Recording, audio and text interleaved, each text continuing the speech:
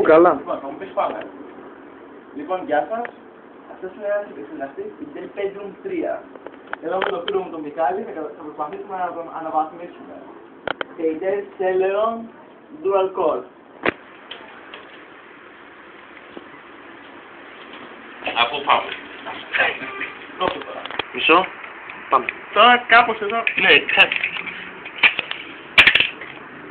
τα καταφέραμε. Θα τον επεξεργαστή φίλο μου τον παλιό. μα τώρα με γυμνό χέρι δεν κάνει.